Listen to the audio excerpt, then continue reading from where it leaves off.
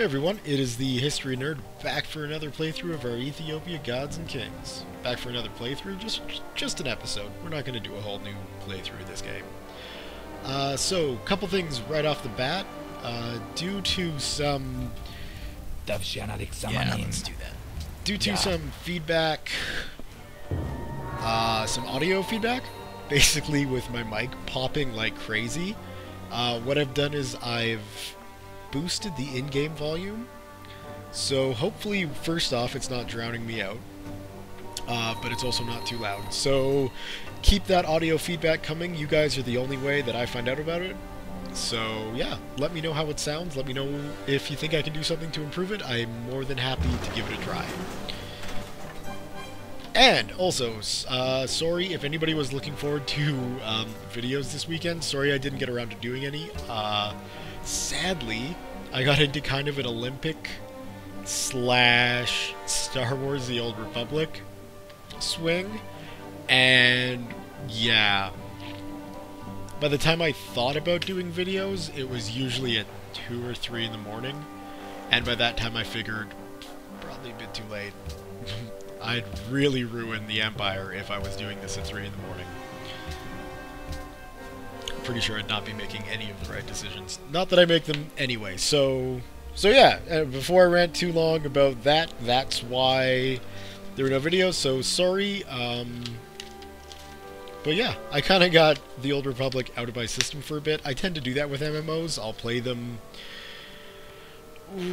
probably, I don't know, go hard on them for a couple days and then sort of leave them. And yeah, so that probably won't happen again for a little while.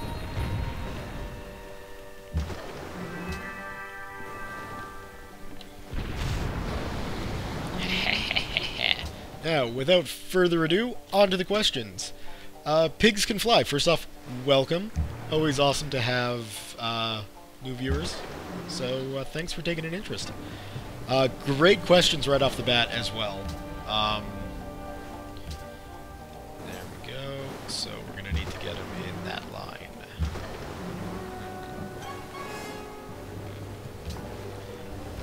So, 2 of my favorite people in history. For modern, I'm going to go with Bismarck. And yeah, the reason why I went with Bismarck as a modern leader is because it kind of made it easier with that split, and Bismarck was just flat out a badass. I briefly checked online to see if I could find this story, but in my last year of university, I was taking a German history class talking about Bismarck, and like this dude, so geopolitically, he brought about the Second German Empire, which was really the first time Germany had been unified, unless you count the Holy Roman Empire. But that also included non-Germans and a whole bunch of other stuff, so I don't really count that as Germany. So he created the Second German Empire, which was really the first time Germany was unified. And, like, what he had to do that as a leader was pretty impressive. But what makes him my favorite character in history is that he did it while being a massive foodie and kind of an alcoholic. So this story from this history class was he would get up in the morning and have these massive breakfasts with, like, bacon and eggs and steak and, like, cheeses and breads and rolls and all this stuff, and he'd wash it down with, like, a bottle of champagne just to kickstart the day, you know, and then throughout the day he would just be drinking beer constantly. And, you know, I think the number that my professor cited was like 8 beers between lunch or between breakfast and dinner. Now that doesn't sound like a lot, but this was back in the day when beer was like in liter bottles. So we're looking at like 12 to 14 pints. You know, no, even more than 12 to 16 pints in a day after downing a bottle of champagne for breakfast. And then his dinner would be like breakfast times 3, combined with even more amounts of liquor. And then he'd just like have a couple cigars, and that would be Bismarck's day.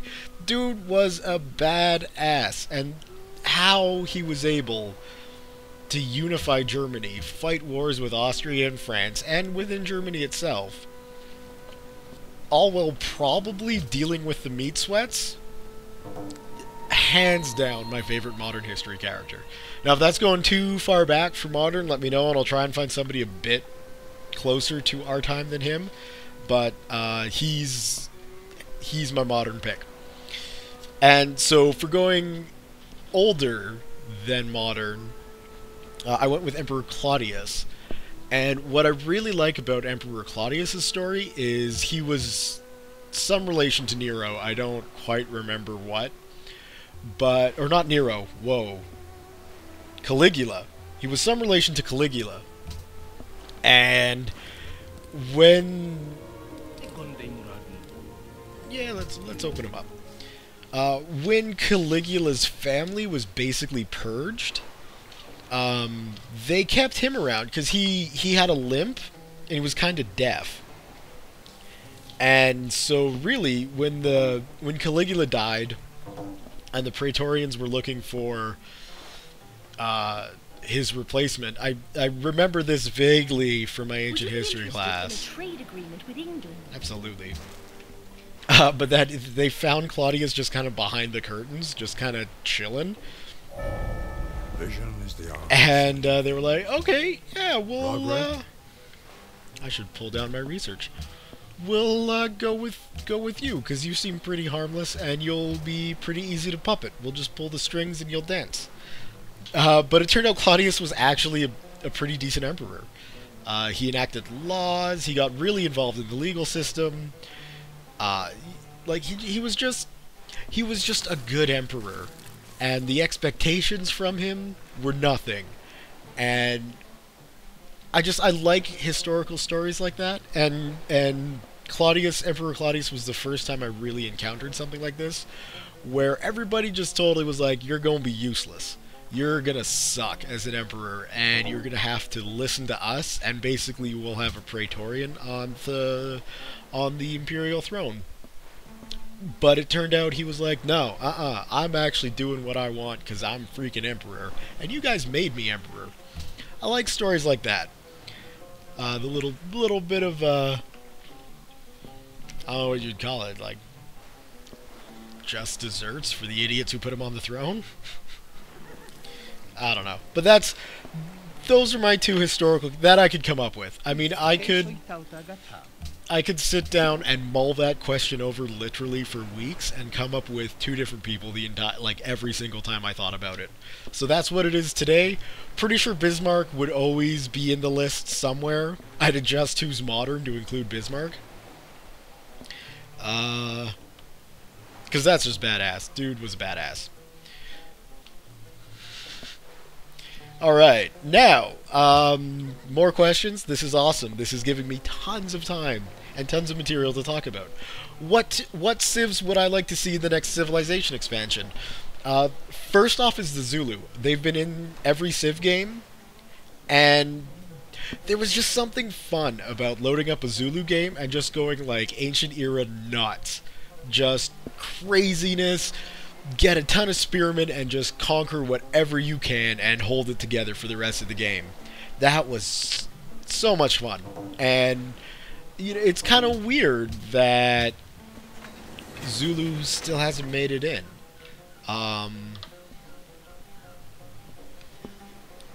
You know, I guess Africa's getting different representation now with Ethiopia as one. But I mean, Zulu, they've got this sort of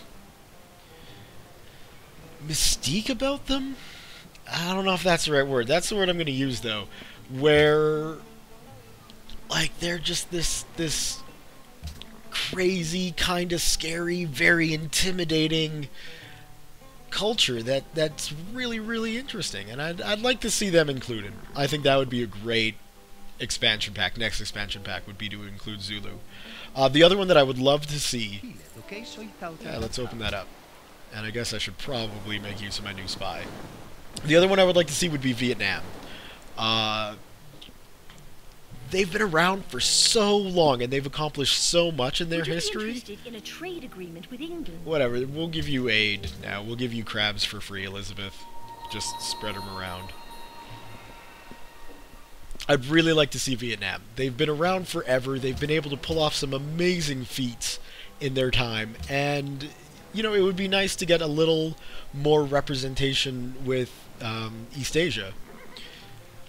So that would be pretty badass. Zulu, yeah, Zulu in the Vietnam.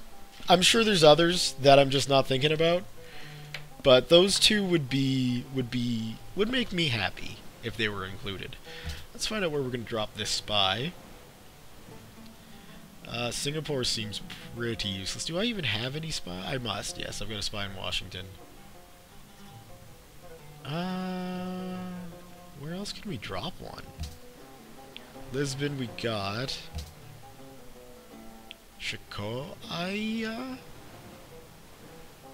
Shokia? Somebody please correct me on that. It looks like every other... Ooh, maybe Monaco. I think that might be our only bet. Or Kuala Lumpur. Maybe Kuala Lumpur. We'll see what we can do this. So that's diplomacy, and that is culture. Or is that culture too? Yeah, that's culture. Diplomacy. Durr. We'll go with Monaco. They have a cool F1 race, and I like F1.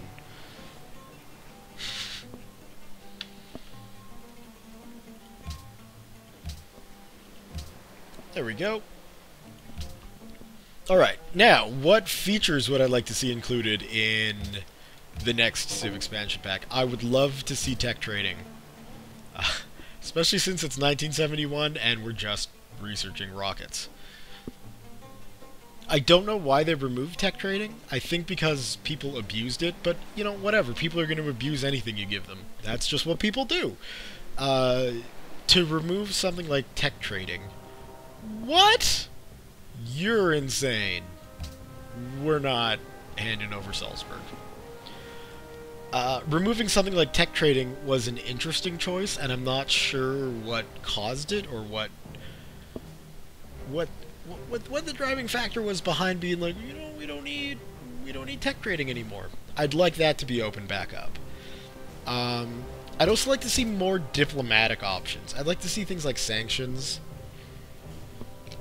I remember in Civ 4 they had things like with the Hollywood Wonder, how you could just like spread movies, or Broadway and you could spread music. I think that was off Broadway. Not really sure. But just something like that to do. Especially as a France game, that would give me so much more to do in the late game. To be able to spread my culture, like actively spread my culture out. And like it never really gave you cities, because back then the borders would expand based on your culture. I think that was Civ 4. That might have been 3. Holy crap. One of the Civ games let that happen and let you conquer cities culturally. That was really, really cool, and yeah, I'd like to see that returned.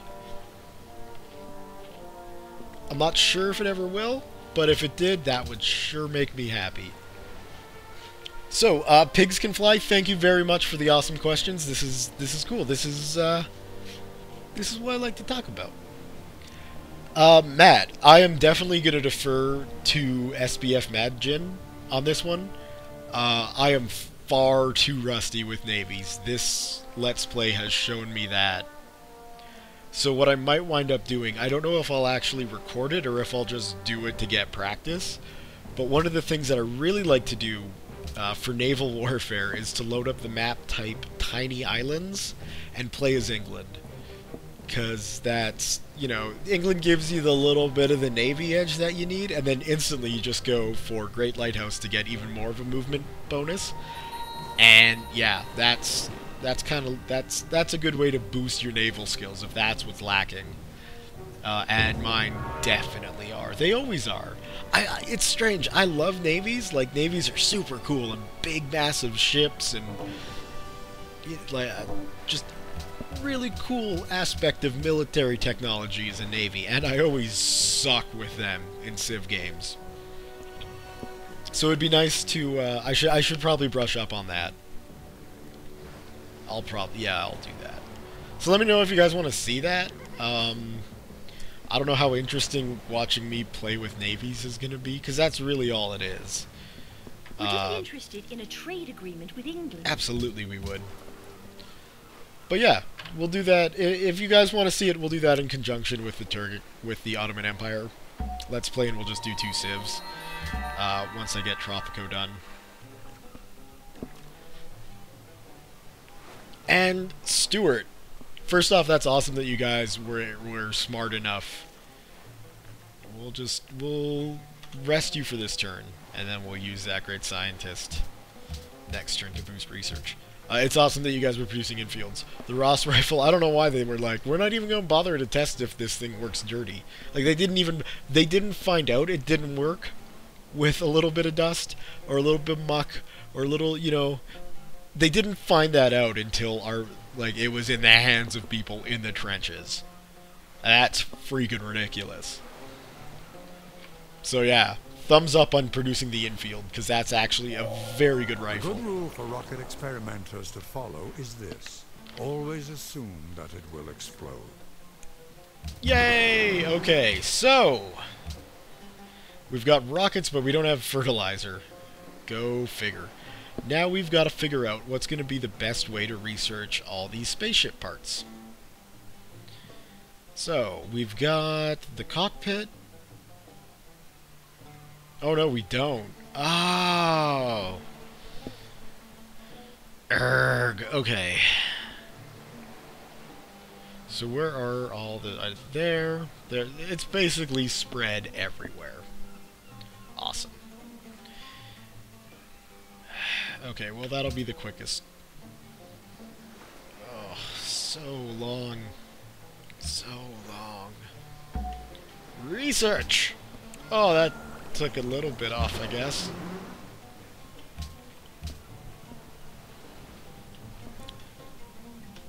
Well, we don't have enough to upgrade the entire fleet, but we got enough to upgrade a bit of the fleet.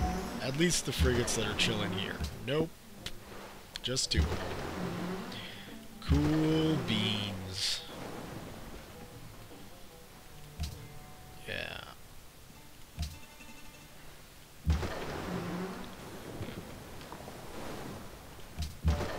Actually, let's see if we can't pull them in closer to those battleships.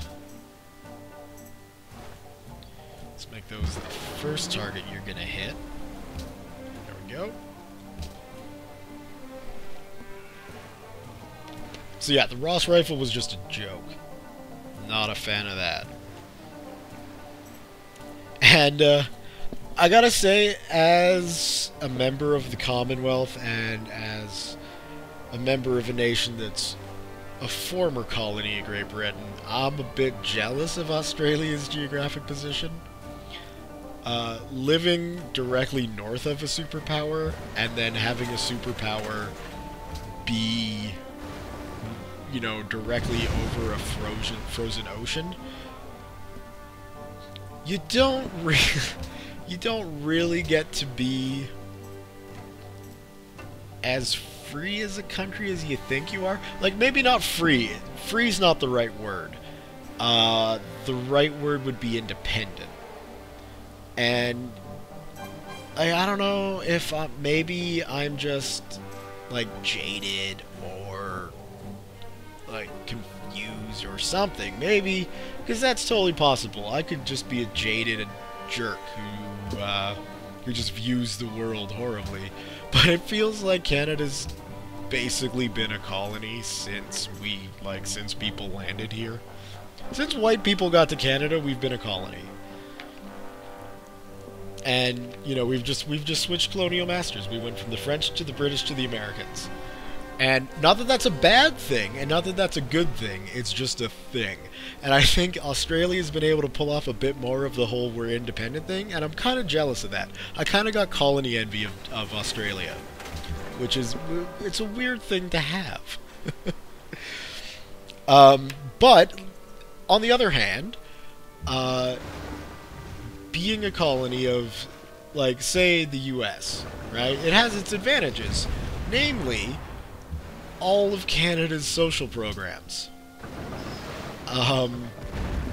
We're able to have those because we have the world's largest military covering our ass. And we know it, and like, the Americans know it.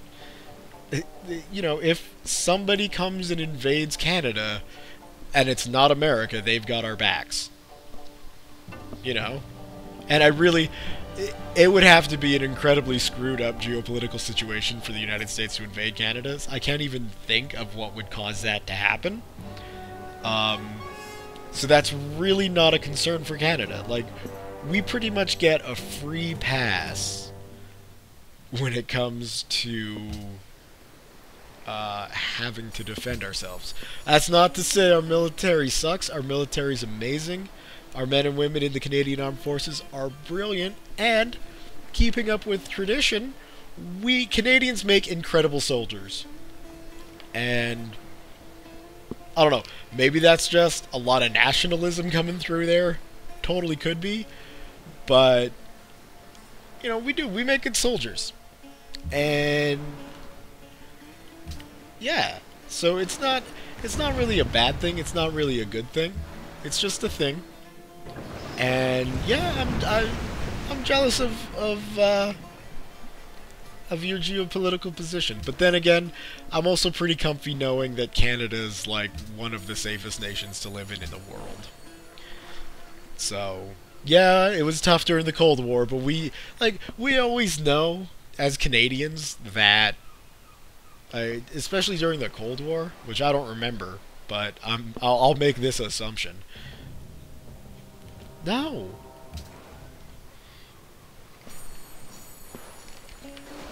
Like,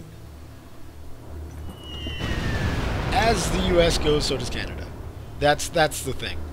And, you know, so be it.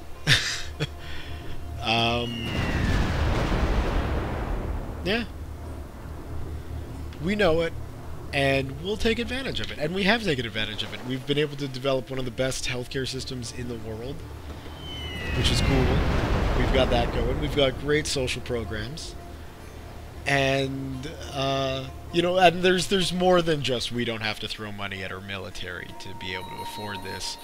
We're a nation the population size of California, spread out over, like, I think we're the biggest nation? No, we're like the second biggest country, landmass wise. And what that means is we've got tons of raw materials for just like a little bit of people. We're gonna need to get those coal trades going again.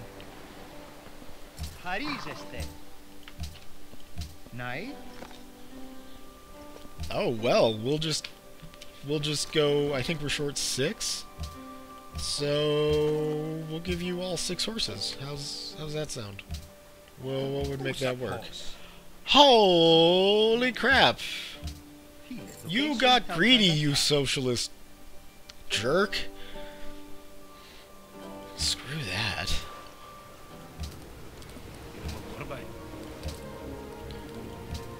Come on, you can spare. What do you want for that? Why do you people keep... I'll give you crabs instead. Then I'm not at least short a resource. That's still... I still shouldn't have done that. The amount of oil I just gave them... Oh, I should have looked further into that before clicking accept. This is what happens when you rant and play Civ at the same time. C'est la vie. What can you do? So yeah, totally sidetracked, way off on a crazy tangent. But, yeah. That's That's the way it is. I hope there's a valid point that I made and that wasn't just stupid rambling. And also, great jokes. I'm loving the cow involvement. That's just great stuff. Moose. 2 thumbs up. Although your Doctor Who joke did make me a little bit sad, because we never got Doctor Who over here. It's still like pretty difficult to find on Canadian television.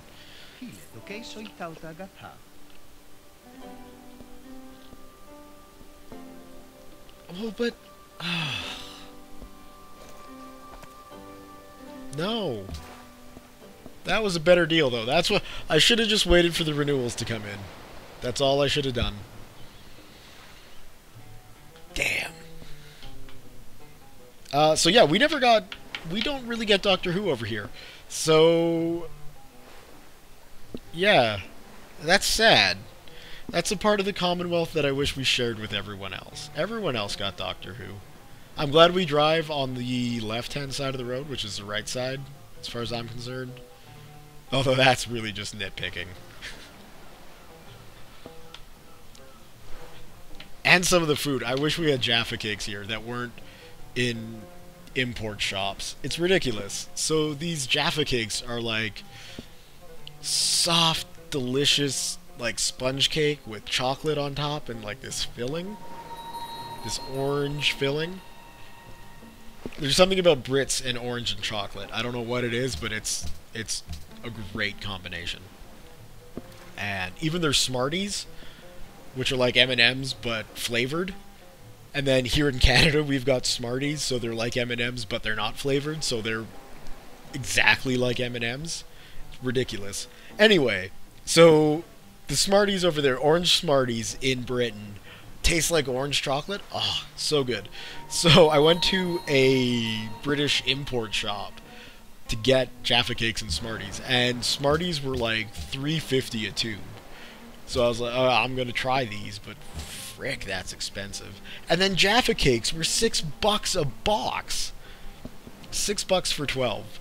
That's insane. They shouldn't be that much. I have no idea what Jaffa cake pricing is like in the rest of the world.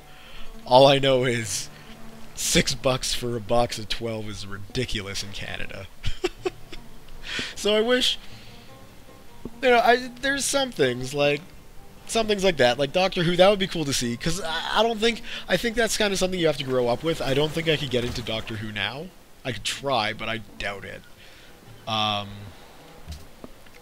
who knows? Maybe I could. Maybe I should give it a try. I'll check on Netflix to see if they've got any Doctor Who. And the food. British snacks are like that. They know what's going on when it comes to sweet snacks. Kind of choked that they're import food.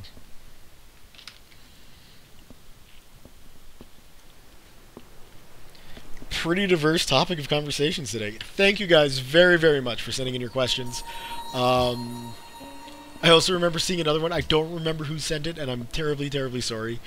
But talking about my temperature rant, seriously, like, it's bizarre.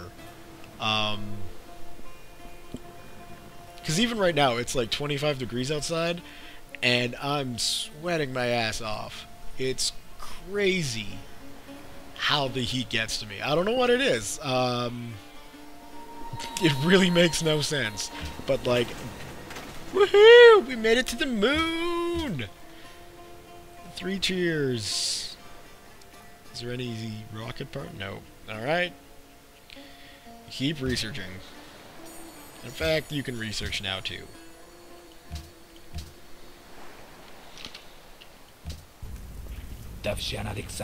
Yeah, let's do it. Do it upright.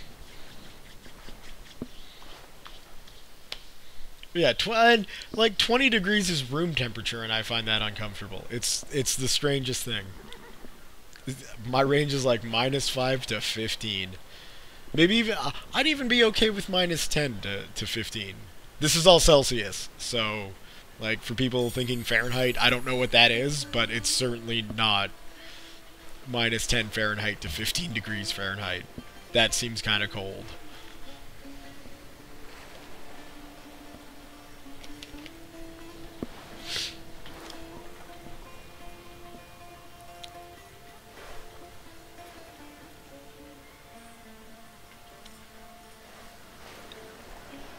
And just looking at the year, I'm fairly confident this is going to wind up being a horrible failure. So if anything, what we've learned from this Let's Play of Ethiopia is, don't watch me to see how you should play, you should watch me to see what you shouldn't do. First off. Secondly, I absolutely, totally understand why people don't do peaceful playthroughs. Now, I'm still tempted to do one as France and go for a culture victory. I'm planning on a lot of Civ games. I hope you guys are okay watching Civ games. Because apparently I've got like 3 on the go. That'll take me to Christmas. But yeah. Don't watch. Or, no, whoa, keep watching. Just don't do as I do. That's better advice. But the cool thing is, all the feedback I'm getting, I think I'm getting better. That might just be what I tell myself to make myself feel better about how I'm playing. But it does kind of feel like that I'm learning. I don't know, the Austrian Civ, or the Austrian playthrough taught me a lot more. This has basically taught me, don't go for a peaceful game. Because it's more than likely not going to work.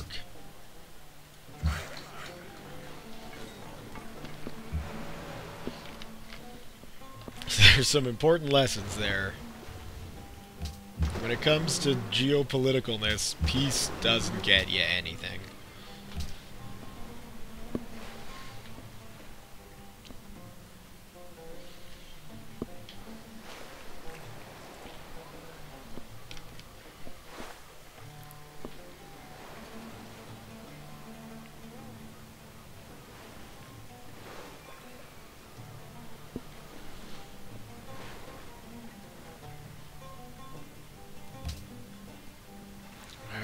Information age.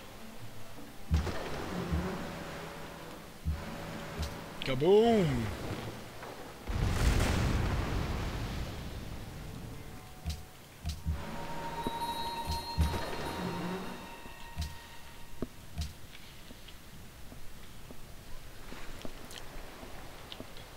So here's a question to all you Civ watchers out there, Civ players.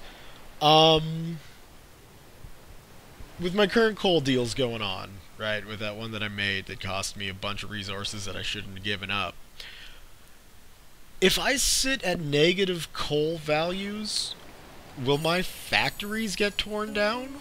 Or will it just be like I can't build anything that requires coal? So if anybody knows the answer to that question, let me know in the comments. Because then I can not make that stupid deal again. And not even worry about getting coal. I don't think I need it by now. I've got plenty of oil for what I'm going to be using it for. I think. I think the only limiting factor I'm going to hit is aluminum. Yes, let's work together. So I'll probably need to trade away stuff for that to get this spaceship built. Monaco longs for culture. Not really us.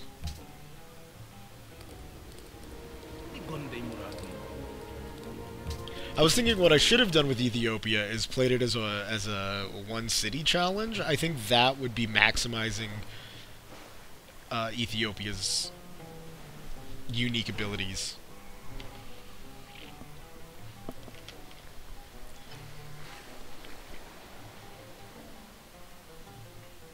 Would you be interested in a That's pretty much all I had to say about that. That's too bad. I was hoping for more profound thoughts to come from me after that. Well, that's it. My brain failed me.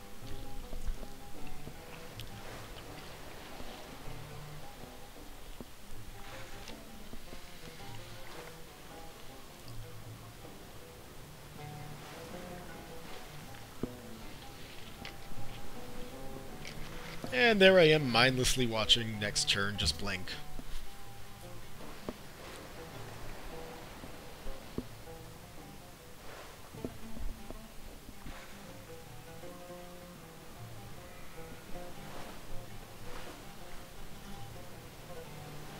Come on, satellites.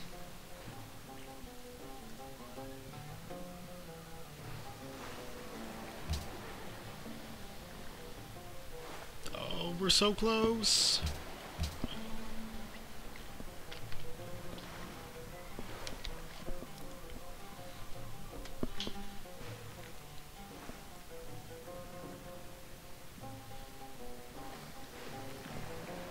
At least we won't have to...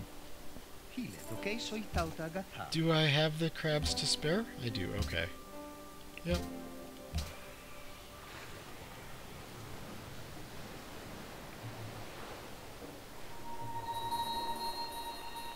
Oh, no.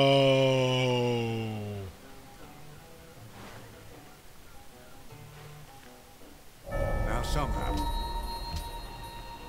Oh, no. What? What is going on up there?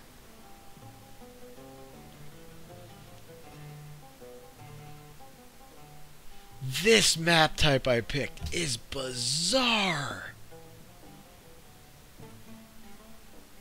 That's craziness. What? Oh, wow, that's messed up. So, like, you can't even... Oh, that is crazy. How does that happen? I was thinking this was, like, it's looking pretty tiny. For the... Wow. Craziness. I should have read the map description a bit better than just tilted axis. You got it. Alright. So now we've got the cockpit. We should probably get the boosters. That's not too bad. That's really not that bad.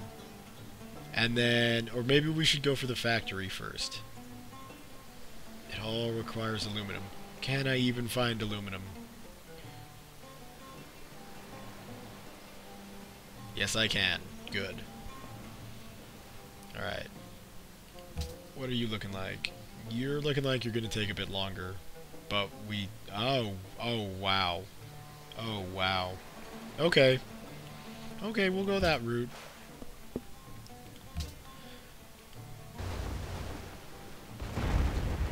Suck it, aircraft carrier.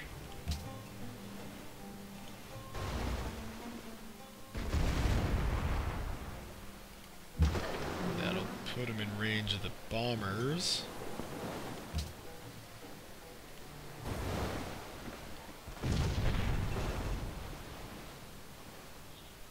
I guess we can upgrade you to another battleship. So what do you upgrade to?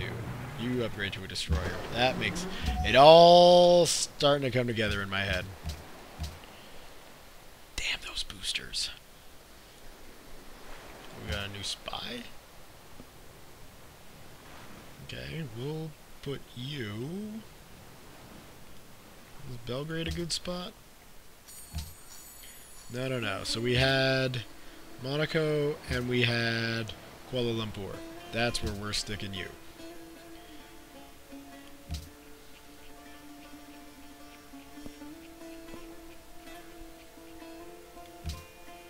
There we go. Close. That is a messed up map type.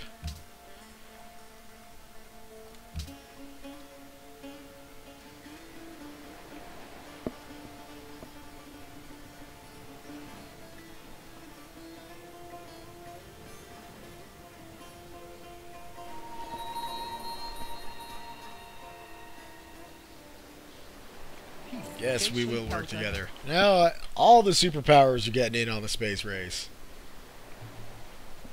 That's still gonna go to Ethiopia.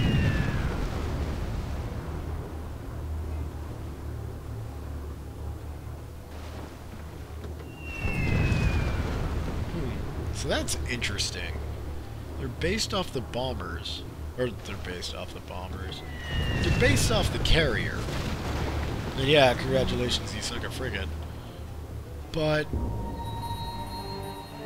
why wouldn't they have gone for the battleships? Is it because they wouldn't have been able to sink it? And so instead it's better to sink a frigate?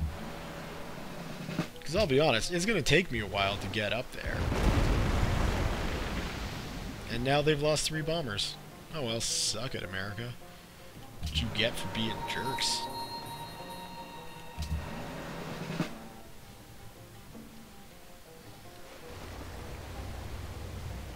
There we go. And there you go. Just keep an eye on things. Alright, can we get this production started? I guess we'd need a source of aluminum, wouldn't we? Which we don't have.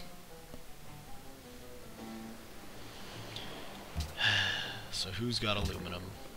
Do you? You do, but who's got more? Because that'll play into it. Does Elizabeth have any? Probably not. Nope. Go on. You're poor just like me, Asaka. Yeah, because we're at war with your superpower enemy, so how about, what do you want for that? Why marble? I don't want to give up my only happiness thing. My only happiness. It's not, but... Propose? Okay. There we go. We can swing that, and now we got some aluminum. So, cockpit. Yeah, everybody's building boosters. We're building the cockpit.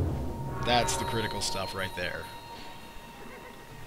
It looks like Asaka's got the firewall, so just Songhai approved websites. You bet it did, and yes, we will.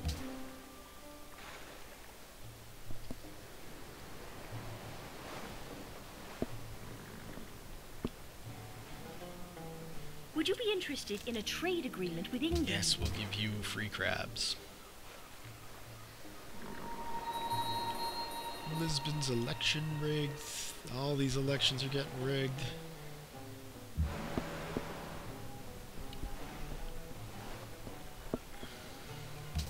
Well, that's fun. We're increasing our influence, but we're still at war with them. That's good. Alright, well, with the successful peace negotiations with our friendly city-state to the northeast there, Shakahoika? I don't know. Somebody tell me. If anybody knows. And, yeah, I think this is a good place to leave it. What is that, anyway? Like, what is the 3 circle thingies? No idea. It's mercantile. Reading. Okay, we're gonna leave the video for now. Here. Save. You bet. Save game. The backup. Save. So, thumbs up if you've enjoyed this episode. Leave your comments, questions, concerns, jokes, musings, historical rantings yourself. If you feel like going on a bit of a rant, go right ahead. That'd be kind of cool. So yeah, thank you guys all very much for watching, and we'll see you next time.